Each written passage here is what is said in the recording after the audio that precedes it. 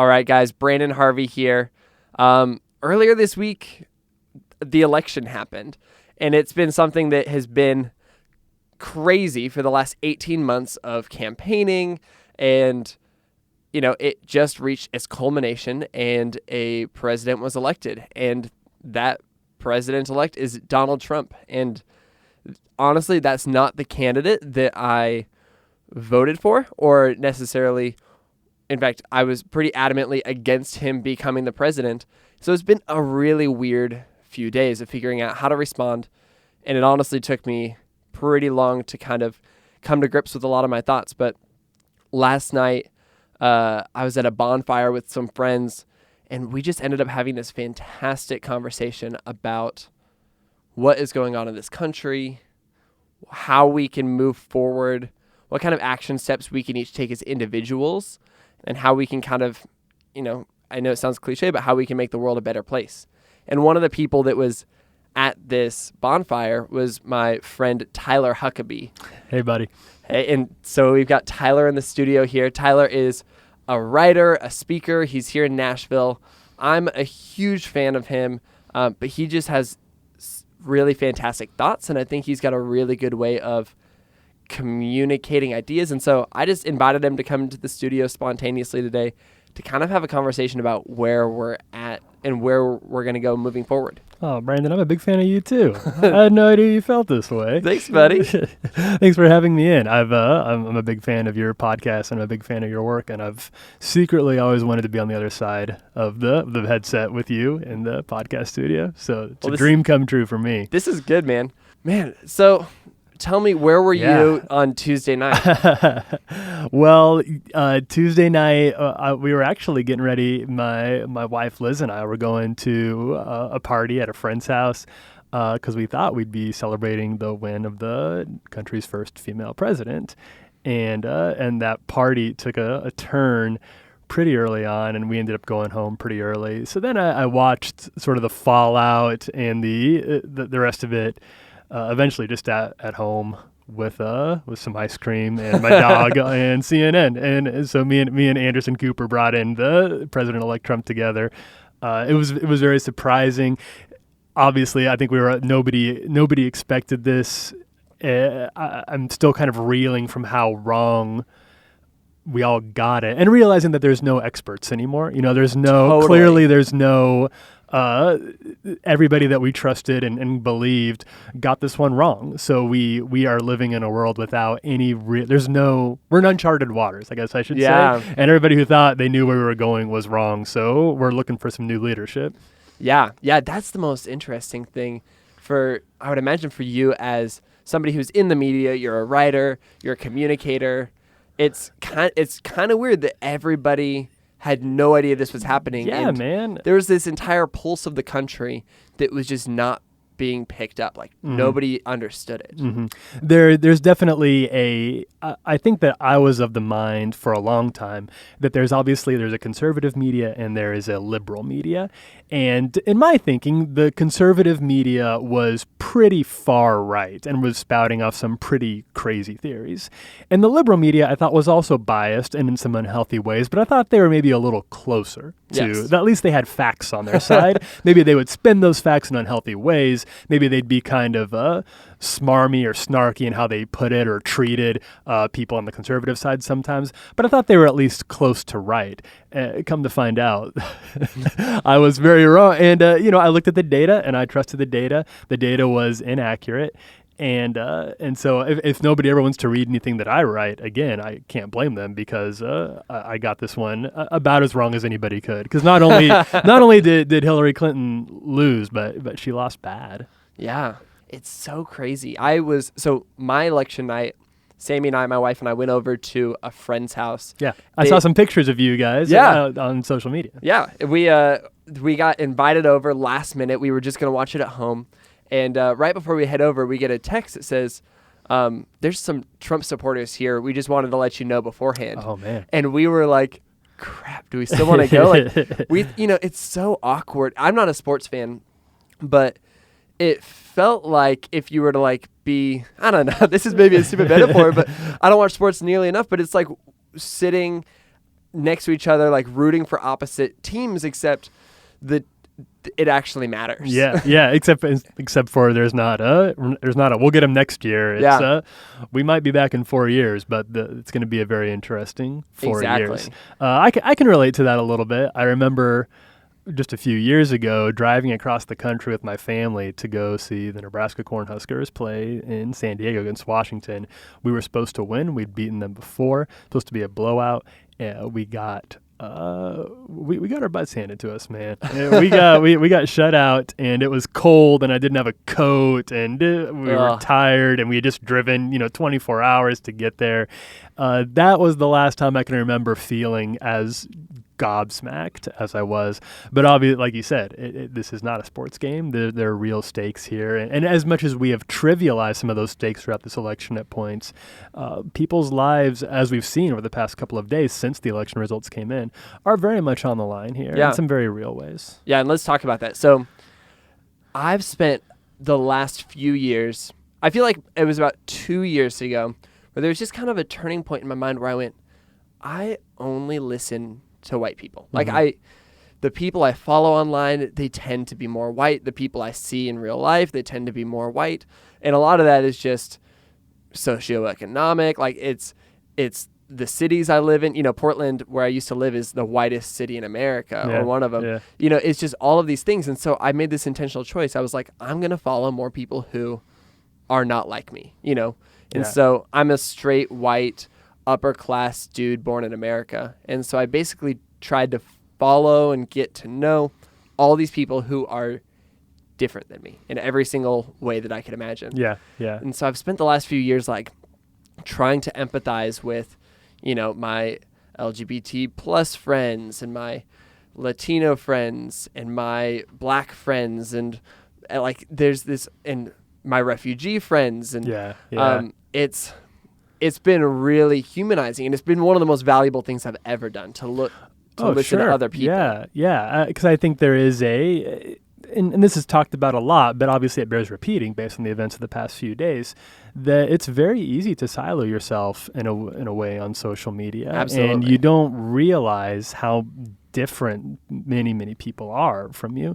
And you have to be intentional about finding those voices. And it's very easy to just find the straw man version of the other side of things. Yes. Because those are the ones good point. Those are the ones that like you accidentally stumble across, right? Those are the ones that if all you do is follow your white friends, maybe your white friends have a little bit of antagonism towards minority movements like Black Lives Matter or certain refugee causes, then you're only going to hear about the ones that don't go well. You're only going to hear about the times that things get out of control, maybe things get violent, and so then it'll be very easy for you to paint all of those movements with a very broad brush and a very incorrect brush, because the reality is most people are not violent. Most people are not trying to overturn the country, or they're not trying to bring Sharia law and make it part of our Constitution. But it'd be very easy for you to think that way if you only listen to certain types of outlets. Totally. And there's exceptions to every single thing. And so there's totally, for every argument that's really ever been made in kind of the political world in the last few years, I'm positive that there's one example of that thing being true. Right. But it would be really unfortunate and really dangerous to paint an entire group of people with a broad brush. Well, none of us want to be defined by the worst elements of our existence or of the causes we believe in, because we all know that, if you're a white Christian who lives in middle of nowhere Iowa, it's pretty easy to find some very hateful white Christians who you would want nothing to do with. You would say, I absolutely reject those tactics, those God hates gay people signs or the Westboro Baptist Church. You'd distance yourself from them. You'd say they don't represent me at all. But that benefit is not something that we always afford to people who aren't like us. Yes, exactly. And so in my last few years of kind of paying attention to these people who in a lot of ways are marginalized, because as a white middle class straight dude born in America, I'm like the center of this country. So am I, right? We're in the same place. We have had it our way for a long time. And so it's anybody that's not us really has a totally different story.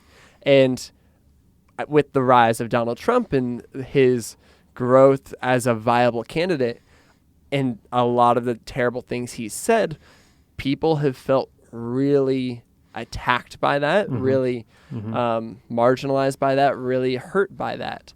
And so it's been a really hard few days because of people feeling like America voted for those ideas. What are some of the things that you've seen or you've witnessed that have been some of the negative, we'll say, repercussions of that, or the negative fallouts of his victory? Man, I just scrolling through Facebook today, not looking at viral stories, not looking at stories from news outlets. I have one friend who posted a photo of one of her close friends who is protesting, which is like one of my favorite things about America is people protesting peacefully. Protest, yeah.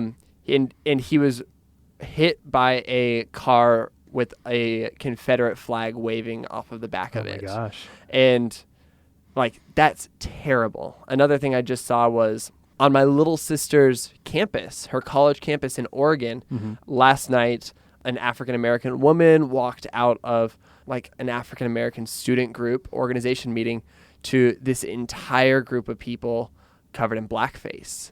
And then this morning, it appears that a number of Black Student Union members have also received racist and vulgar threats online. And so it's hard because those things hit close to home. Those are like not just random cases. Those are just friends, and that's like my sister's college campus. Like, it's weird. Right. And I think we want to be very careful in talking about these things, and there are hundreds of stories out there, and some of them have been confirmed, some of them haven't been confirmed yet, so we will try to be careful in how we talk about them. But we want to be careful and give them the same privilege that we're trying to afford to members of minority groups. We don't want to define a whole movement by its worst elements. But there is also the reality here is that the Ku Klux Klan has endorsed Donald Trump for president. They held the victory parade yesterday in North Carolina to celebrate that. Those things are terrible, and they need to be very strongly and loudly condemned by President-elect Donald Trump, by his administration, and by the people who supported Trump. That is not something that Donald Trump so far has been very good about doing. He has not loudly condemned the hate that has come out of some of the fringe elements of his campaign. So if minority groups feel like he does not really care about them, then I would say that's the reason why. It's because he's been very, very slow to distance himself from his more troubling elements. So it's understandable to me if they don't feel like these are fringe groups at all, but that they're representative of the whole. Absolutely. And I think that's something important to mention is that let's presume that Donald Trump is not going to take actions based on the things he said. Sure. And that he's going to respect these minority groups in incredible ways, and everything's going to go great. The truth is that even if that's the man you voted for, and you voted for him for, based on your economic anxiety and, exactly. and genuine feelings of being left behind and unheard. Exactly. The fact that, minority groups around the country feel so fearful, like that's not an emotion you can ignore. Like, that's a very real thing. And so the proper response to that sort of fear and that sort of anxiety, that's really authentic, is empathy. Mm-hmm. And so that's been the big thing that I've been focusing on in the last few days since the election is I want to hear people. I just want to listen. I want to be empathetic. And the time for a plan is what comes next. But right now it's just the listening period. And I've been like writing down ideas on, what are some of the plans we can begin to make to care for these people, to love people during this time in America that feels very bizarre. But the last few days have been listening. I think that I've been thinking a lot about listening the past few days because there is a growing sentiment that we've done a very poor job at listening to each other. And I think that's a very true thing. Clearly it's true, because if we'd been listening to each other better, there probably would have been some better predictions about what was going to happen Tuesday nights. But I think that it's important for us to remember that listening is not a virtue in and of itself. Listening is just an action. It's something that you do. Love is a virtue. Mm-hmm. And love means that sometimes you listen, and it's important to listen well and to listen with empathy. And it also means sometimes you say, this is something that you you tell people, I hear what you're saying, but you can't say this right now because this is insensitive or offensive, or it's causing violence and increased segregation and deepening the rift in this country. And knowing how to do that is hard. Life is complicated. There's not a simple way to know when you should listen or when you should speak up. It takes being very wise and being very understanding of what you're hearing. I do think that there is a tendency in this country to not listen to people who have a different experience than your own. I think there's a tendency, especially, I'll just say this because this is the world that I come from, there's a tendency among white people to hear a black person talk about their experience and to say, no, that didn't happen. There's no way that happened. Whether it's about police brutality, whether it's about how they feel about Donald Trump's presidency, or very small things, little microaggressions that happen just throughout their lives in education and in the justice system. Because white people haven't experienced that, because they don't feel those same sorts of aggressions and that same racism, they assume that black people must be making these things up and that it can't actually be happening. That is not listening, obviously, which needs to happen, but it also needs to be, you need to be very careful about telling people when their experience isn't true, especially if it's not experience that you have shared. I think as a good rule of thumb, if somebody who has a different life than your own, a different experience, whether it be because of their race or their religion, or even just their socioeconomic status, how much money they have, if they're trying to tell you something about their lives that you've not experienced, probably time to shut up. Totally. I think that I want my role in the coming. I've wanted my role for the past few years, and I especially want it to be even more so now in the coming 4 years, to be an advocate for people who have not had my levels of privilege. That looks like a lot of different things, and everybody will have to sort of figure out what that means for their own communities and where they're at in terms of their own platforms. But I've been given, because I think in no small part because I'm white, because I'm male, I've been given a lot of privilege, and that's come with a little bit of a platform, and I want to make sure that I'm using that now to amplify and elevate other people who do not have those same levels of privilege. That a lot of times, probably more often than not, will mean stepping aside so that other people can use that platform and using my platform to elevate those voices. And sometimes it means saying things that need to be said to other white people who have not done a good job of listening, and if they won't hear voices from minorities of color, from people of different orientations, then hopefully they'll be able to listen to me in a way, and I hope that they will then go out and seek some of those other voices that I do try to elevate and to amplify. That's exactly it, and I think that's been what my goal is since the election, a little bit before the election, and that's kind of what the goal of this conversation is. Yeah. I do think it's worth acknowledging that we're two white guys talking about this. We may have sort of some existential issues with things that Donald Trump has talked about and that we don't like. I don't like the way that he and some of his supporters have talked about Muslims or women or refugees, but it affects me personally very, very little, because he's largely been for the straight white men, and so my anger is sort of for other people in my community who I love and care about, who have felt targeted by these things. I do want to acknowledge that we're talking about this from a bit of a distance, and that barring the threat of a nuclear war that would happen with President Trump, which is sadly the chances aren't entirely zero of that, but for the most part, the worst effects of the things that he has said he will do will not fall on me. So we speak about all of this with a distance, and I want to be aware of even that privilege as we talk about these things. And I hope that we don't sound too insensitive in saying any of this, but I also think it's important for people who have privilege, like you and me, to be very vocal about it. That we are also concerned about these things. Yeah, I think that's incredibly important. I'm so glad that you said that. So Brandon, you said we've had a few hours to process this now and to get ready for the next few years. What have you come up with? What do you think we should do? Man, as I've been coming up with ideas, as I've been listening and seeing needs, I've just been taking notes. I've been writing stuff down saying, this is kind of what needs to be done. And I've come up with a few things. And the interesting thing is, as I've been doing this, the heavy feeling that I felt right after the AP called the election has kind of been getting less heavy. And I woke up, not the day after the election, but the day after the election. And I woke up, instead of feeling in despair or frustration or anger, I woke up feeling energized, and I woke up feeling ready to do something. And I think that's a really cool experience to say, all right, this is like, I've had my moment to grieve, and I think I'll get to continue to do that with those who are continuing to grieve. But now's the time for me to step in and begin to take action. Yeah. And so some of those action steps are, on a whole, I just want to step in for marginalized groups. So that means standing up for refugees abroad and locally. It means standing up for religious liberty, for all religions, especially people who, I come from a Christian faith tradition, which honestly, I feel super frustrated by that this week. But I really want to work hard to focus on, religious freedoms for people who with other religions.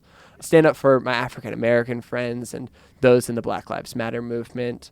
I want to stand up for women, and I want to stand up for those who have been sexually abused, amazing heroic survivors, and stand up for the disabled. Yeah.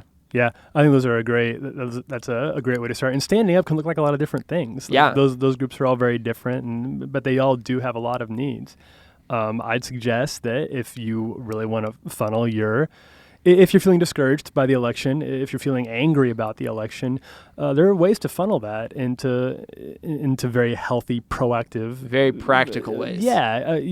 Almost every city of a significant size has some sort of Islamic community center. I would encourage your listeners to reach out to those places. Just send them an email with some words of encouragement and support. Say, we're glad you're here.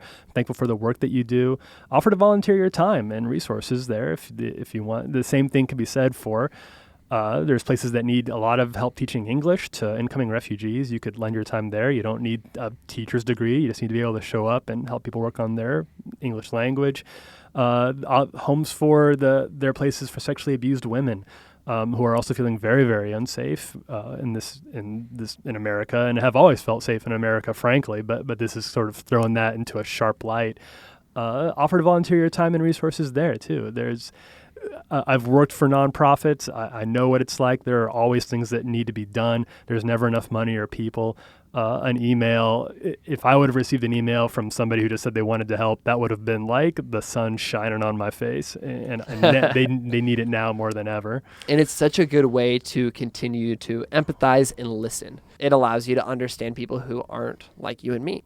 There's some also other really practical things you can do. I'm going to write Donald Trump and different members of his administration when he announces that letters and just say, hey, in the same way that I think Barack Obama's done a really, really good job of this, saying, if you succeed, we all succeed, like America succeeds. And so I want to say, here's my hopes for your country. Here's how I hope that I'm represented in your administration.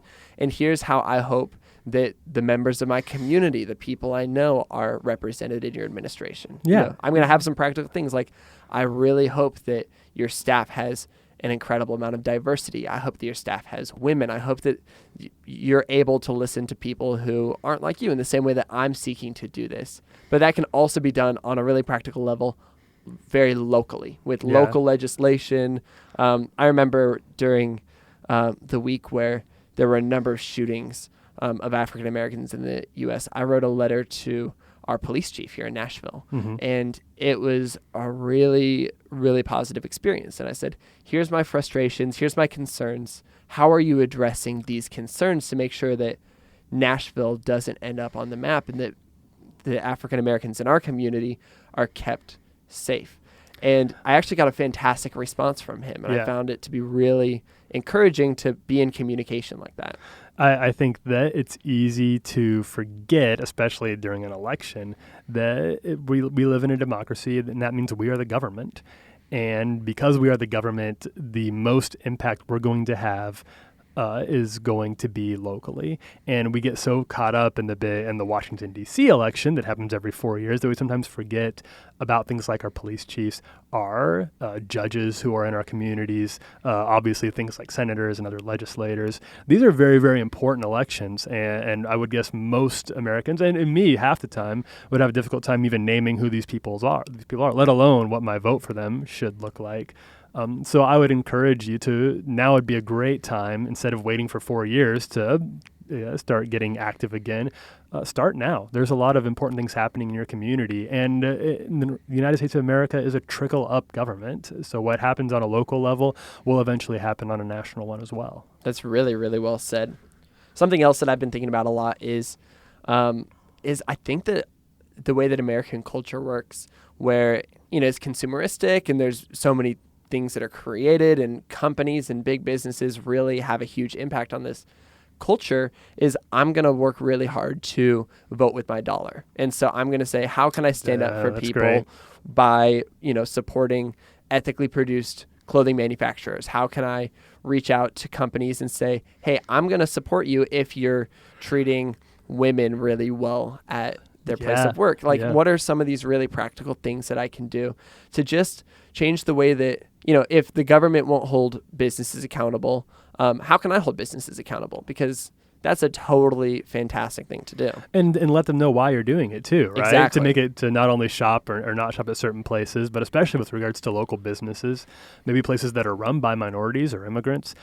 Make sure that when you go and shop there, let them know, hey, I appreciate you're in the area. I'm glad you guys are here. You provide an important service. And if you decide to not shop somewhere, if you see something that's concerning to you, that you feel like is not adding to the United States of America as the way you want it to be, let them know that as well. And be kind about it. You can encourage them to try to be better about that.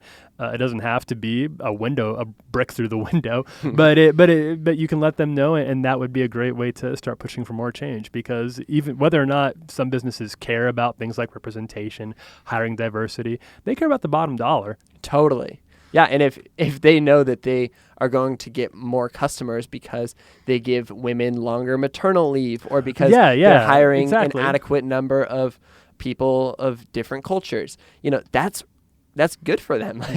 Yeah, exactly. I think local business and local government will be really, really important in the next 4 years. And I hope that the events of Tuesday will, I know some people are very afraid, and probably some people don't even really want to go outside of their homes right now. And I don't fault anybody for that. But for those who can, for those who feel like they have the mental energy and capacity to do so, then I hope they get to work soon, because we only got 4 years. Exactly. And then one other thing that I've been thinking about a lot, and you made a fantastic post on Facebook. If you guys don't follow Tyler online already, you got to do it. It's so good. But Tyler had this really fantastic Facebook post about, this is the time where we kind of have to become the obnoxious protester in some ways. And you put it more eloquently. Well, yeah, and I didn't commit it to memory, unfortunately.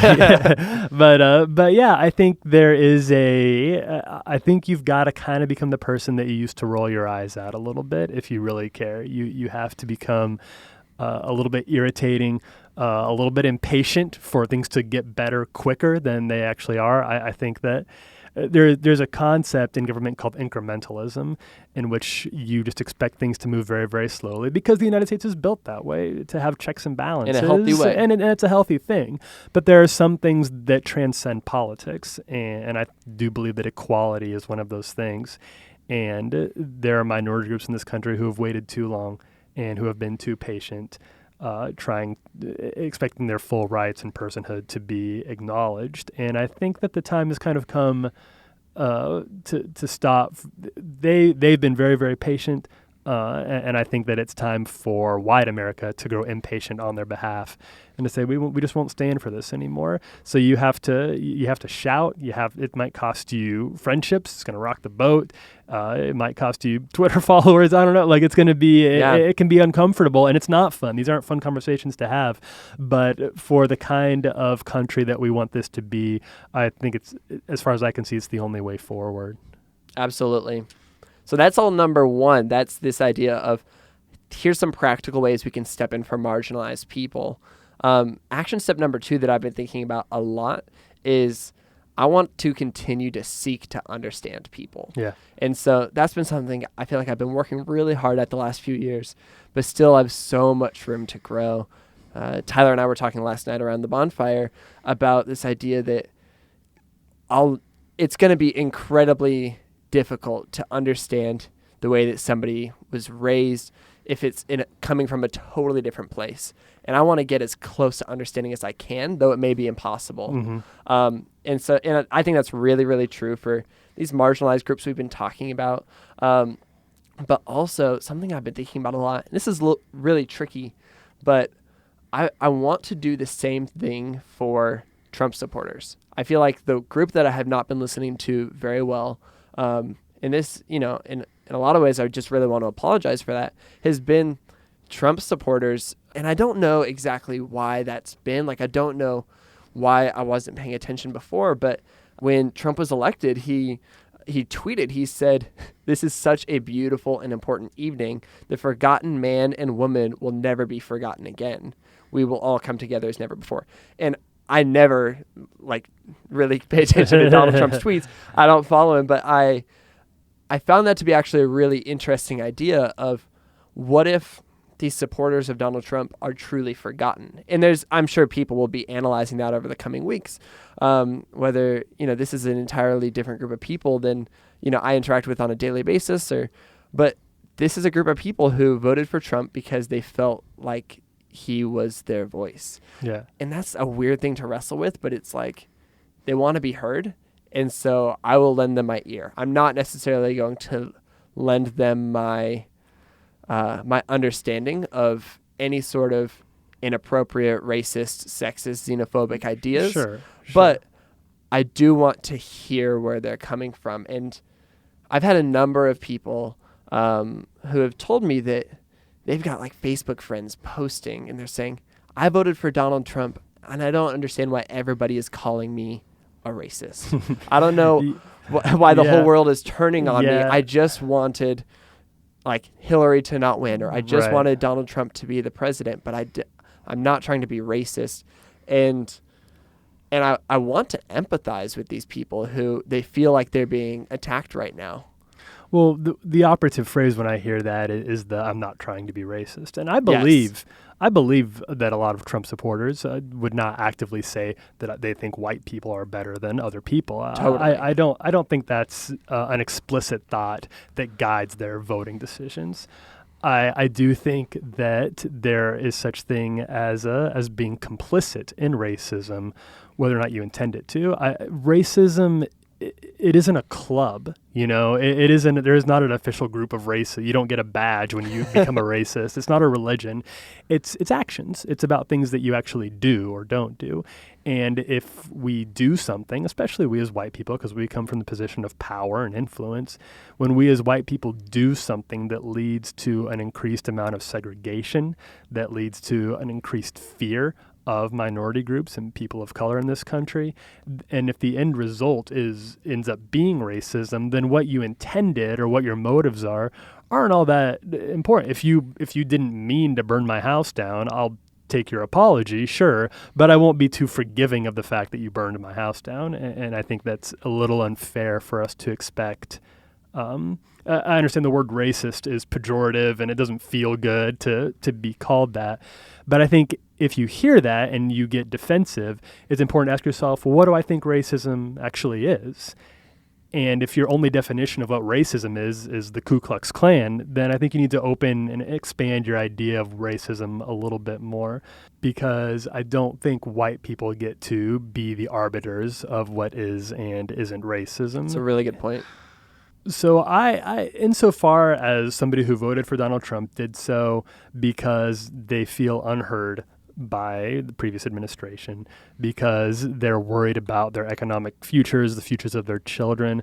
I hope Donald Trump does a good job for them. I hope, I sincerely do hope that he's a good president. Mm-hmm. It would be wrong for me not to. Absolutely. But the concern is, and the concern of people, of minorities in this country, is that what Donald Trump considers to be a good president is not going to be good for them at all. And he has said many things on his campaign that would lead me to believe that they're right. So I think that if you are somebody who voted for Donald Trump, whether because you're genuinely excited about what he brings to the table or because you just couldn't stomach the idea of Hillary Clinton in the presidency, you need to understand that people of color voted in Hillary Clinton almost unanimously. If there were no white people in this country, then Hillary Clinton would have taken every single electoral vote that this country had to offer. And you need to sit and think about why that is. What was it? Were they all making something up? Or were they just imagining that Donald Trump was going to be bad for them? Or are those coming from real fears that they've spent a lifetime learning about and experiencing that they saw manifested in a presidential candidate? So that's all to say that listening is a two-way street. It goes both ways. I believe that there are marginalized people in every part of this country. There is such a thing as a marginalized poor white person. I think that the marginalized poor African American is a bigger category who is less heard, probably because of reasons like mass incarceration that has made their journey towards equality significantly more difficult. But there is no. I don't want to get too in the weeds of categorizing what marginalization looks like, but I want to be very clear that I think that listening needs to be intelligent on every side, and I fear that when we make listening an end in and of itself, then we're missing something important about standing up for valid causes. It's really good. That's really, really well said, Tyler. That's number 2. Number 3 is I also want to continue to talk about whiteness and privilege with my white community. And that's, I don't know the statistics on who listens to this podcast, but I do know that people who listen to podcasts in general are more white. People who somehow found me on the internet, they might be a little bit more white. There's a good chance that a lot of people listening to this show look a lot like me. And because I know that, or because I feel that that's probably true, I think that I have an obligation to say, how can we, this community of people that historically has been oppressive towards minority people, how can we change that? How can we be a part of this movement of saying that's not okay, injustice isn't okay? Yeah. I think it comes from changing our definition of normal. Because whiteness is the predominant reigning mentality and perspective in this country, we consider that to be something that we sort of take for granted. And I think there is a sense that some of that is sort of changing as our country gets more and more diverse, which I welcome, which I think is amazing, and I know you do too. But that change also comes with not necessarily a loss of privilege, but a raising of other types of privilege as well. That's what equality looks like. But it's be very easy for people who are used to whiteness being the only kind of privilege to get very concerned when they see that changing, and they get nervous, and some of them act out violently because of that. So I think a great way to explore whiteness and to explore white privilege is to explore other cultures, explore what blackness is, explore what the immigrant experience is, the Muslim experience, the LGBT experience. The more you learn about those, the more you'll start to see your own privilege and be able to find ways to offer that privilege to others and to be an accomplice in liberating them and helping them find equality as well. That's really good. That's really well said. And the last thing, my last goal that I've been thinking about, it kind of sums all of this up, but my goal for 2017, and honestly the rest of my life, is I want to find ways for my community, for this community, to do a lot of this together. Figure out ways that we can all rally together to make this happen, because I think we've created something really special here and on the weekly Good newsletter and on just Instagram and Twitter. It's been really fun to see the way that everybody's been getting so energized about making an impact. And that's what all of our guests on this show are about. They are making the world an incredible place, and they're not getting bogged down in the cynicism. Yeah. They're staying hopeful and optimistic. And so I don't know exactly what the plan is yet. I'm working on it. I want all of you to be a part of this. And our goal is not to be the heroes of this story. We're just part of this movement, and it's going to be really cool to see where this country is in 50 years. That's going to be incredible. I hope you're right, and I have reason to think that you probably are, Brandon. I'll be excited to see it too. I love that. And with all that said, I want to hear from you guys. Those of you who are listening, did this resonate with you? What are your next steps? Like, what are some of the plans that you've been making over the last few days? Because I know you have been. Did we miss anything? Is there anything that, we're not even considering that we didn't talk about?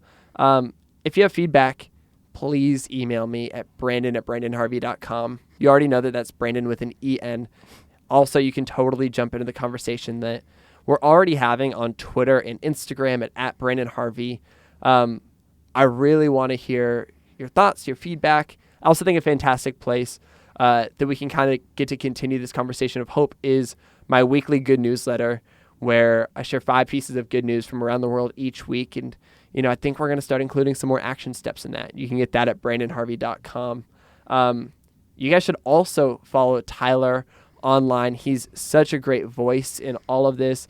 I really appreciate his writing for all the kinds of different publications, but also on Twitter and Facebook. And he's at Tyler Huckabee everywhere. Is that right? That's right. Yep. All right. So that was our conversation about the election. First of many, I'm sure. Well, there's a lot to go through. Exactly. I think it's important that we had this conversation. It's not as comfortable as I would like it to be.